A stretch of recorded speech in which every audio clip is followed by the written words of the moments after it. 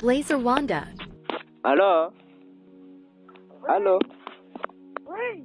Umva se? Hey. Reka nk'umuji wanjye mani niwe ushabutse neza nawe ngewe ubundi ndagira ngo mbanze mucenge numve neza ko amugoye mudiringa umurangire na home. Sibyo? Mwana bingaro nyine utambitse usa nk'ugana. Akamugohereza nyine muvugane. Mubwire. Halo?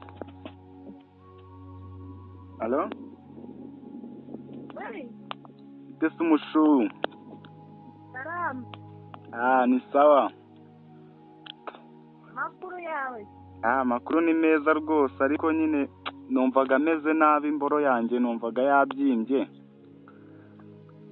Imboro imeze nabi. Imboro noneho imeze nabi uziko noneho yareze wagira ngo igihe no guturika noneho. None turagira. Nagira ngo nyine nzu nyiri gituba numve nyine urukumva ngenda arwaye kandi niwe muganga. Unye muganga? Nose umva se? Agaturu gacuruza gute nyine katari yandabuye? Bibiri?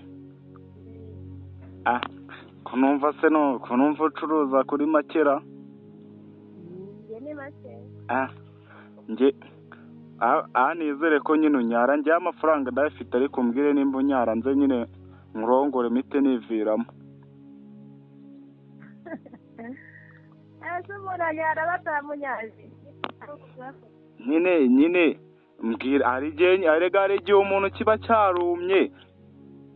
Ntabwo amagambo kuri telefone ntabwo ari meza turabizi. Ndabizi ariko rega umuntu aba yitsimbye ahantu kujya kubivuga witsimbye. Tubonane nimugoroba. Umva se nyine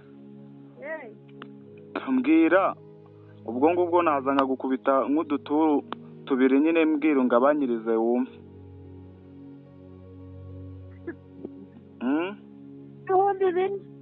Ibihumbi bine ariko urananekera. Ndagutekera se amayerasiyo mwa. Oya nyine ngenda ndaguye ibihumbi 7 ariko unanekera.